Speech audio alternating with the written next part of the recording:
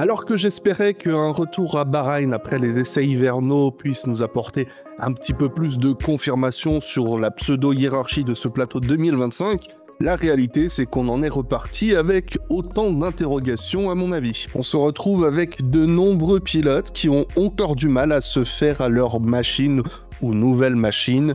On a eu par exemple des pilotes pas trop dégueulasses, si je puis me permettre, comme des Hamilton, Norris, Hülkenberg ou encore Verstappen qui ont été un petit peu perdus avec leur machine. Et c'est pas nouveau depuis le début de saison, donc je suis très curieux de voir ce que ça donnera quand on arrivera enfin sur la tournée européenne qui est généralement un bon juge de paix parce que le prochain Grand Prix c'est Jeddah, donc on est plus proche du PET que du PAIX. Oscar Piastri a remporté son deuxième Grand Prix de la saison devant George Russell et Lando Norris. Charles Leclerc a mené la seconde Ferrari de Hamilton en 5e place, alors que Verstappen enregistre son plus mauvais résultat de la saison en 6e place, et Pierre Gasly, son meilleur de l'année, les premiers points de Alpine en 7e.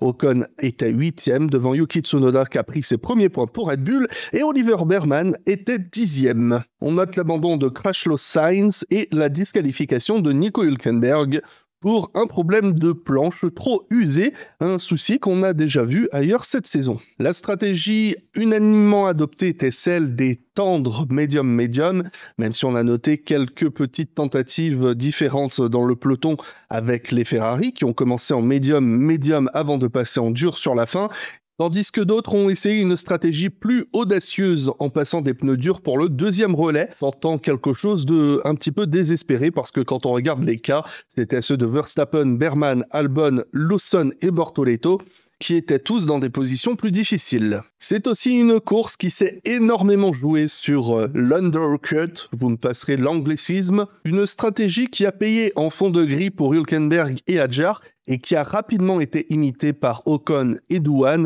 avant d'indirectement forcer tous les autres à en faire de même. Et naturellement, en fin de course, tout le monde s'est arrêté au 32e tour lorsque la voiture de sécurité est arrivée, à quelques exceptions, notamment aux avant-postes, Verstappen, Gasly et Ocon s'étant arrêtés quelques tours au préalable. On était donc sur des stratégies plutôt dynamiques, aidées par un tracé sur lequel on peut se dépasser, ce qui contraste énormément avec le dernier Grand Prix au Japon. Je vous propose un coup d'œil rapide sur les meilleures vitesses de pointe du week-end, même si dans le contexte de ce week-end, c'est pas très pertinent de s'y attarder énormément parce qu'il y avait beaucoup d'aspirations et de trains de DRS. On constatera d'ailleurs justement que dans la première ligne droite où on a la ligne de départ à arriver, le deuxième tableau et le speed trap, le premier tableau, on voit Russell et Piastri qui n'ont pas bénéficié du DRS pendant la course, qui sont logiquement les plus lents. Mais si on s'intéresse un petit peu au reste, on remarque une tendance globale, à savoir que les Alpines n'étaient pas vraiment les plus rapides, que les moteurs Mercedes semblent toujours un petit peu dans le lot et plus vers le bas, que ça inclut les Mercedes, McLaren ou Aston Martin. Et finalement, ce sont les Red Bull Powertrain et moteurs Ferrari qui se sont illustrés. Mais pour le reste, je vais vous proposer de passer directement à la section pilote par pilote, en commençant, une fois n'est pas coutume, par les vainqueurs. Oscar Piastri, donc, qui l'emporte. Première et troisième place pour McLaren donc. J'employais il y a quelques semaines en parlant de Verstappen ou de Hamilton de pilotes qui ont banalisé l'excellence. Eh bien c'est ce que Oscar Piastri a fait ce week-end avec un tour de qualification sublime et une course qui l'a été tout autant, prenant le premier hat-trick de sa carrière avec le meilleur tour et à quelques stratégies près d'avoir le Grand Chelem également. Il était sans conteste le meilleur pilote du week-end dans la meilleure machine. La McLaren était purement incroyable comme on l'avait redouté aux essais hivernaux ici même. Ça a été en revanche beaucoup plus difficile pour Lando Norris qui était perdu dès le début du week-end tout à l'inverse de Suzuka. Et pour le coup, c'était pas tant des questions de différence de pilotage, même si par moments ça peut s'expliquer parce que Piastri a tendance à avoir des courbes beaucoup plus incisives que Norris, mais là c'était simplement Norris qui était paumé du début à la fin, il n'arrivait pas à prendre la mesure de la McLaren et c'est quelque chose qu'il dit depuis le début de la saison, il a beaucoup plus de mal et c'était assez cocasse de l'entendre dire, je crois que c'était après le Grand Prix de Chine, qu'il ne pensait pas qu'il devrait s'adapter plus que jamais en ayant la meilleure machine. Quelque chose qui fait vraiment écho, enfin à mon sens, à la situation de Red Bull et de Verstappen ces dernières années, comme quoi c'est pas juste parce qu'on a une bagnole qui est capable de battre la concurrence qu'elle va être plus simple à prendre en main que les autres, même si par moments ça peut être le cas. Pourtant, la qualification n'avait pas particulièrement mal commencé, il semblait être plus ou moins dans le coup, mais une erreur dans son meilleur tour en Q3 a tout ruiné, et c'était une erreur assez idiote en plus parce que il bénéficiait de l'aspiration de Tsunoda, il avait le DRS, l'aspiration, et j'ai envie de dire que là c'est pratiquement une erreur de rookie, il est entré beaucoup trop vite dans le virage, il a mal calculé son point de freinage. Se faire avoir de la sorte, c'est assez gênant quand on a autant d'années d'expérience en Formule 1, mais dans tous les cas, le reste du tour n'était pas particulièrement meilleur. En course, ça ne s'est pas arrangé avec un double faux départ. Il s'était mal positionné sur la grille de départ, un petit peu trop en retrait. Il a légèrement avancé la voiture, et ensuite, on le voit regarder sur sa droite, là où il y a des panneaux qui indiquent les positions. Il a encore un petit peu avancé, c'était le mouvement de trop qui lui a valu donc d'être sanctionné de 5 secondes. Et ensuite, pour les autres événements de course, je vais être beaucoup plus indulgent que beaucoup de monde l'a été avec lui. Pour ce qui a été du roue contre roue avec Hamilton à la relance, j'ai envie d'y voir rien d'autre que de l'incident de course. Il a été un petit peu trop large au virage 4 pour le dépasser. On n'aura jamais la réponse, mais j'aimerais croire que la FIA n'aurait pas pénalisé ce dépassement, puisqu'on est à nouveau dans un cadre de premier tour. Quoi qu'il en soit, pour la suite, ça a été une lutte très intense avec Leclerc puis Russell qui ont fait des week-ends extraordinaires respectivement. Mais pour en conclure avec Norris, j'espère sincèrement qu'il va se reprendre en main parce qu'on a eu pour le moment 2 week-ends assez difficiles avec la Chine et maintenant Bahreïn. Généralement, au Grand Prix d'Arabie Saoudite, c'était pas très glorieux pour lui non plus, donc j'aimerais bien avoir un petit peu plus matière à parler de Formule 1 et un petit peu moins avoir à faire face au Norris bashing, une tendance qui s'est développée au cours de la saison 2024 et qui a la formidable particularité de donner à Norris 2 traits assez sympathiques qui sont à la fois celui de l'homme prétentieux et celui de l'homme qui n'a pas confiance en lui, 2 traits de caractère totalement divergents, mais ça peut donner des jeux de rôle intéressants si vous vous placez dans la peau du personnage. Par exemple, je m'y mets, ouais, toi t'es nul et moi je pue la merde. Voilà. Allez, on va rester dans le thème des têtes à claques puisqu'il y a ma préférée. Je fais partie du fan club non officiel de George Russell depuis plusieurs années et je suis ravi de le voir continuer à sublimer la Mercedes W16 avec une 2e place totalement inespérée dans un week-end où Mercedes a tout fait pour empêcher ses pilotes d'avoir un bon résultat. D'abord victime d'un étrange problème lors des qualifications, les 2 pilotes Mercedes avaient eu le signal du feu vert pour pouvoir sortir du garage sur leur volant. C'est pourquoi ils étaient sortis du garage avant de s'aligner dans la voie des stands. Visiblement, ils n'avaient pas le droit en fait, et ils l'ont quand même fait, ce qui leur a valu respectivement une place de pénalité chacun. Mais que nenni, après avoir trouvé une bonne seconde lors de son tour de qualification, Russell a repassé Charles Leclerc au départ, et il lui a plus ou moins fait comprendre qu'il n'allait pas récupérer la position. Et il a mené une course difficile, où il a souffert de problèmes de brake barrier, de problèmes de frein électronique, du système électronique hydraulique qui gère les freins. Pour la faire courte, ça veut dire que lorsqu'il freinait, il ne pouvait pas prédire la dose de freinage qu'il allait vraiment donner. Quand il tapait la pédale, il ne savait pas si la voiture allait freiner comme il s'y attendait ou s'il allait devoir freiner plus. On sait que la pédale de frein, c'est l'élément central du pilotage pour tout le monde. Donc ça met vraiment encore plus en avant son exploit. Et en plus de cela, il était sous enquête pour avoir activé le DRS en appuyant sur le bouton de la radio. C'est pourquoi la FIA a pour une fois été compréhensive et ne l'a pas pénalisé. Quant à Antonelli, ça a été une nouvelle fois une qualification plus difficile, qu'il a eu son premier tour de Q3 annulé à cause d'un problème de limite de piste, de track limits, et il a été un petit peu plus conservateur sur son second tour, ce qui lui a valu une pathétique 5e place. Non, je rigole, c'est quand même déjà très très bien. Et son départ de course a été plutôt bon, avec une belle agressivité, Je suis obligé de souligner le superbe dépassement sur Verstappen à l'extérieur du virage 4. Les pilotes savent qui ils ont en face d'eux. Et ça aurait été très facile pour un jeune petit enfant d'être impressionné par un quadruple champion du monde qui a tendance à laisser très peu de place à ses rivaux, surtout lorsqu'il est en position difficile. Et pourtant, que nenni, il est passé. Donc c'est à mettre à son crédit. Cependant, naturellement, c'était plus difficile pour lui du côté de la gestion pneumatique. Une des raisons pour lesquelles on l'a arrêté au stand une 3e fois, alors qu'il était sur des pneus tendres de 5 tours. On l'a réarrêté pour lui remettre des trains de pneus tendres.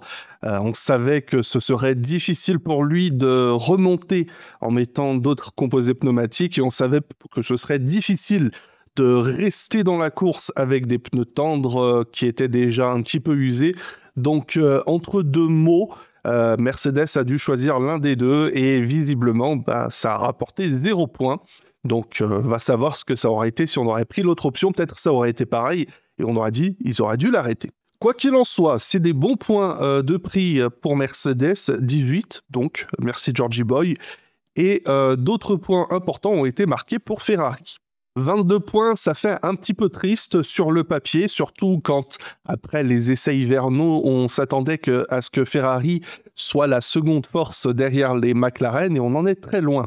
Alors, on continue à travailler très dur chez Ferrari. On a ramené un nouveau plancher ce week-end pour lequel on attend des améliorations significatives pour les prochains Grands Prix. Mais à l'heure actuelle, on a 2 pilotes qui ne sont pas très à l'aise avec la voiture, même si Charles Leclerc a abandonné l'idée d'essayer de trouver des réglages qui lui conviennent et se contente de faire avec ce qu'il a. Et faut admettre que c'était quand même pas mal. Parti en seconde position, bénéficiant de la pénalité de Russell, terminant 4e, ne pouvant pas faire grand-chose face à la McLaren de Lando Norris, même s'il en a fait vraiment beaucoup, une très belle défense de sa part. Et avec Hamilton, ça se voit également que lui, il essaye au contraire de travailler plus ses réglages, et c'est ce qui a été admis que justement ce week-end, les 2 pilotes étaient partis dans des directions opposées, contrairement au Grand Prix précédent. Il essaye de continuer à travailler ses réglages pour essayer d'avoir la stabilité arrière dont il a besoin pour être un de ses meilleurs late breakers. Il freine très tard dans les virages, menant beaucoup de vitesse habituellement. Et il a beaucoup plus de mal à le faire avec la Ferrari. C'est pourquoi on le voit prendre des trajectoires plus larges qu'habituellement. Et pour revenir sur Antonelli, c'est un petit point que j'ai oublié justement. Petite tape sur les doigts parce que Antonelli, il faut vraiment qu'il arrête de prendre ses virages comme un camionneur parce que tous ces track limits qu'il s'est pris, c'est pas en sortant trop large, c'est en prenant ses virages trop larges. C'est un point à travailler, surtout quand on sait que c'est un pilote qui, dans les catégories inférieures, avait justement cette capacité à bien couper ses trajectoires. Bref, j'en reviens sur Hamilton. Donc en qualification, c'était très compliqué pour lui, plus de 6 dixièmes de retard sur Leclerc, mais en course, en revanche, le rythme était globalement moins pire que la qualification, puisque quand on voit l'écart entre les deux à l'arrivée, on peut mathématiquement estimer une perte de 2 à 3 dixièmes au tour, donc on va dire 25 centièmes, parce qu'il y a eu une safety car à 20 tours de l'arrivée, l'écart entre les deux est de 9 secondes, 8-9 secondes, donc ça parle très long encore sur le travail qu'il y a à faire, sachant que Leclerc a passé une bonne partie de ses 20 tours à défendre sur Norris. Mais bon, tout ce qui compte, c'est qu'aux yeux des fans, ça méritait l'élection du meilleur pilote du jour. On aurait pu s'attendre à ce que le vote aille par exemple chez Pierre Gasly dans une Alpine qui a été au mieux la 4e force, au pire la 5e force à égalité avec la Red Bull ce week-end. 5e en qualification, 4e sur la grille de départ. C'était une très belle course et un très beau week-end des 2 Alpines. Comme on l'a vu au début, Gasly faisait partie de ces pilotes qui ont souffert de la voiture de sécurité puisqu'il s'était arrêté au 28e tour. La voiture de sécurité étant rentrée au 32e, il a ainsi perdu une position face à Hamilton qu'il devançait justement avant tout ce schmilblick, même si Hamilton était sur une stratégie décalée. Hamilton aurait en théorie dû ressortir derrière et on aurait dû devoir passer Gasly en piste. Du coup, Gasly s'est contenté de retenir Verstappen pendant la vingtaine de tours restants. Il l'a fait avec brio jusqu'au dernier tour où Verstappen est passé. Il avait un avantage de 2 tours sur Verstappen, mais il souffrait du fait d'être en pneus durs, des pneus qui ne marchaient pas vraiment ce week-end. Il semble qu'il n'y avait plus vraiment d'autres options que le pneu dur chez Alpine. Verstappen, lui, était en pneu médium et même si l'usure était un petit peu excessive pour les deux, Verstappen a tout de même réussi à l'attaquer à l'amorce du virage 4 et le dépasser pour prendre la 6e place. Les week-ends se suivent et se ressemblent plus ou moins pour Jack Doohan, qui globalement a fait à nouveau un bon week-end avec un assez bon rythme, mais on sent que dans un plateau aussi condensé, je n'arrive plus à parler, le manque d'expérience joue un petit peu et ça s'est retranscrit sur une Q2 avec des tours qui n'ont pas été correctement alignés et une course où il a été lui aussi piégé par la voiture de sécurité finale, car il s'est retrouvé contre des pilotes qui étaient mieux équipés que lui en termes de pneumatiques. Il franchit le drapeau d'Amiens en 13e place et a écopé de 5 secondes pour infraction aux limites de piste une fois de trop. Et voilà, ça a été un nouveau week-end avec plein de promesses pour Doohan, mais où au final, les choses n'ont pas été vraiment dans son sens, ou alors c'est son manque d'expérience qui a joué un petit peu contre lui, même si, fort heureusement, cette fois-ci, ça a été beaucoup plus propre que ce qu'on a pu voir, par exemple, en Chine. Mais visiblement, il a gagné un nouveau sursis avec Alpine, au moins jusqu'à l'été, c'est ce qui a été annoncé dans la journée, donc je suis content pour lui, je pense qu'il le mérite. Il a en tout cas fait un très bon début de saison jusque-là. Ses temps autour, comme on le voit sur les graphiques, sont très bons, très proches de ceux de Gasly, donc c'est très encourageant. Et j'espère qu'il va être en mesure de faire mentir quelques détracteurs dont je pouvais éventuellement faire partie. Éventuellement. Victoire de Max Verstappen qui l'emporte 22 secondes devant Sergio Pérez.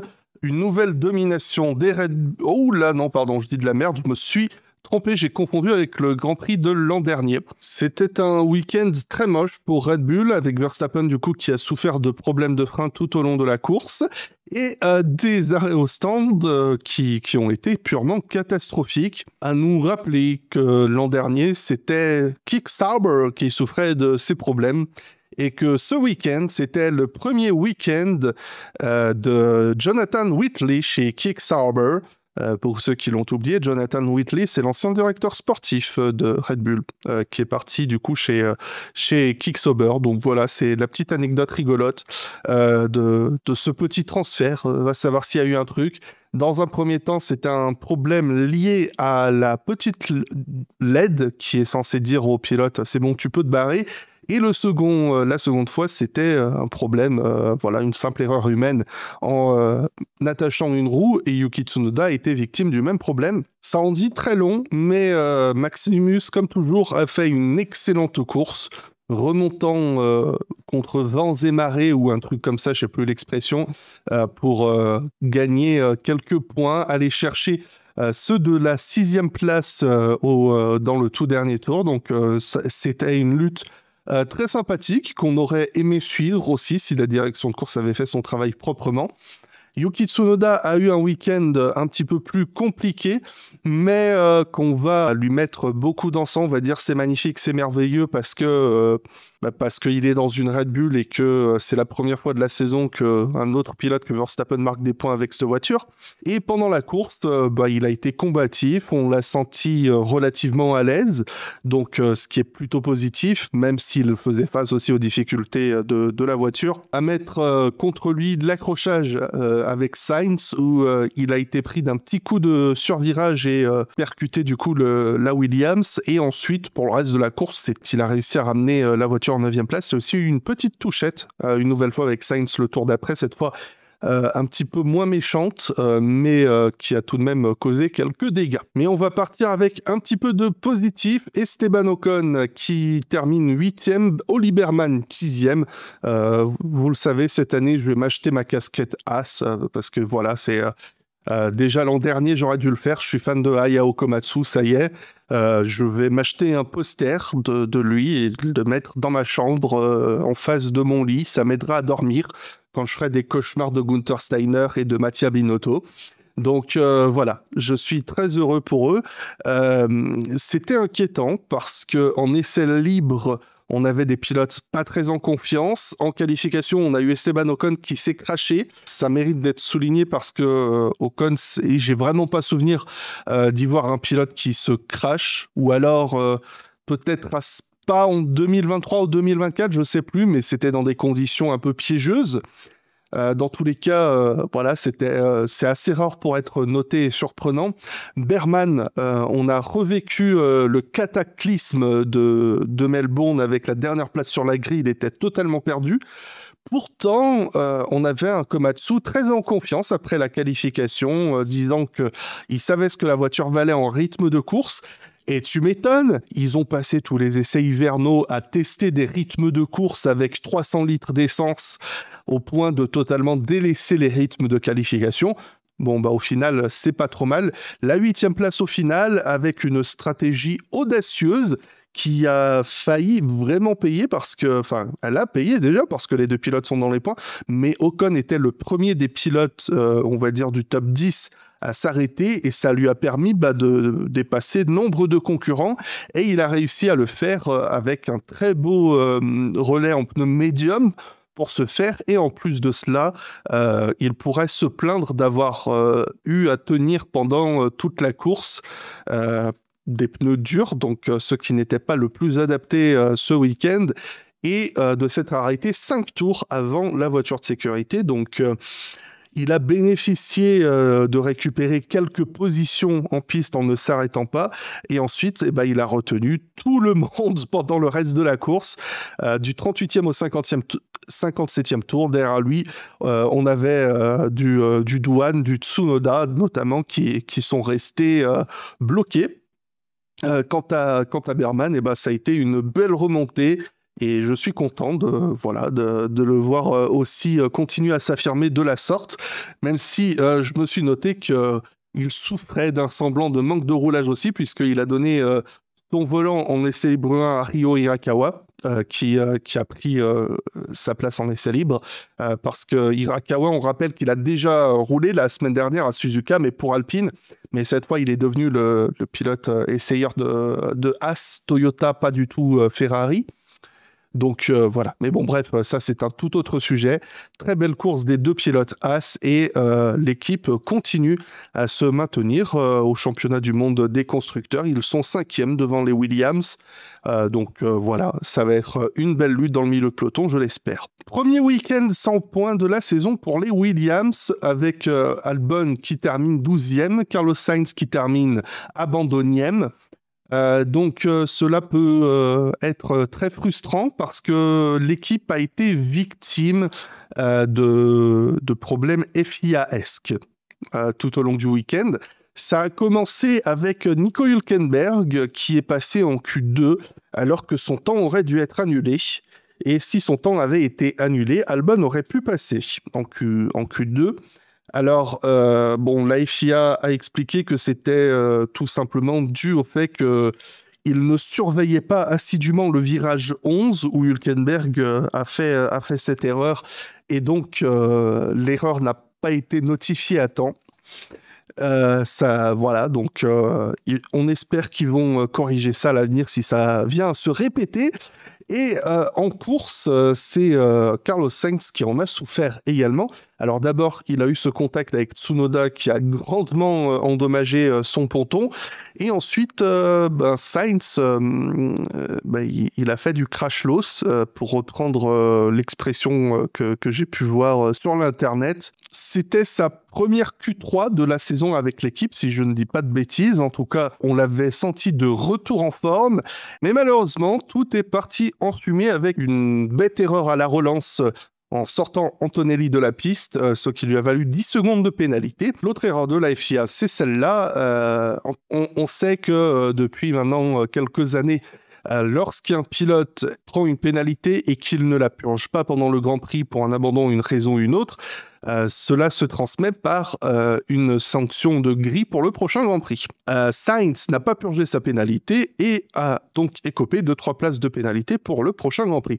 Cependant, Williams a contesté et a montré les images de la FOM à la FIA, a dit « Non mais regardez, là on l'a fait, notre pénalité ». La FIA a dit « Oui, vous l'avez fait, mais nous, il y a un truc qui dit que vous ne l'avez pas fait ». Bon. Bah finalement, la FIA a vite corrigé cela. Sainz n'aura pas de pénalité sur la grille au prochain week-end. Cette seconde erreur a été moins pénalisante que celle que Albon a subie, mais voilà, je tenais à la souligner. Quant à Albon, bah, ça a été un bon Grand Prix dans l'ensemble et une nouvelle fois, peut-être de très bons signes de sa part, même si on sent que Williams commence peut-être à marquer un petit peu le pas face aux autres, mais peut-être est-ce propre aux caractéristiques du circuit. En parlant de circuit, il a sorti un livre, Le Circuit. Circuit le gars qui a une chaîne YouTube qui s'appelle Le Circuit va faire plus chiant comme nom à dire. Mezzarino à contretemps, un roman. Un jeune pilote talentueux, Fabien Mezzarino, rêve de marcher dans les traces de son idole, Papy. Enfin, son grand-père, mais il s'appelait Papy. Enfin, je sais pas, j'ai pas lu le livre, je sais pas lire. Fabien a tout pour réussir et il le sait malheureusement quand les portes de la Formule 1 s'ouvrent enfin à lui. Son monde s'effondre brutalement. Si jamais vous savez lire et que vous cherchez de la lecture sur le sport automobile, de la fiction sport automobile, eh bien je vous renvoie peut-être vers Monsieur le Circuit avec plus d'informations dans la description de la vidéo et éventuellement, je touche combien moi par... Ah non mais d'accord, je touche rien. Ouais non, l'achetez pas du coup, je touche rien, j'ai pas de commission dessus, laissez tomber. On va passer rapidement sur les dernières forces du week-end. Un week-end très décevant pour les Racing Bulls après un si bon début de saison. Week-end très très moche pour Liam Lawson qui avait un rythme convenable. Mais de nombreuses errances en piste lui ont valu un total de 15 secondes de pénalité avec des accrochages avec Hülkenberg puis Stroll. Donc voilà, un week-end à oublier, un début de saison cataclysmique pour le jeune néo-zélandois. Et quant à Isaac Hadjar, eh bien, c'était aussi un week-end un peu gâché parce qu'il n'a pas réussi à trouver le bon rythme en qualification et la course a été plutôt anonyme en conséquence. Quand Aston Martin jouait des podiums et potentiellement des victoires, ils avaient besoin d'un second pilote en la qualité de Lance Stroll pour être là. Il n'était pas au niveau malheureusement, mais pour sa défense, à l'heure actuelle, le plus gros problème de Aston Martin, ce n'est pas Lance Stroll.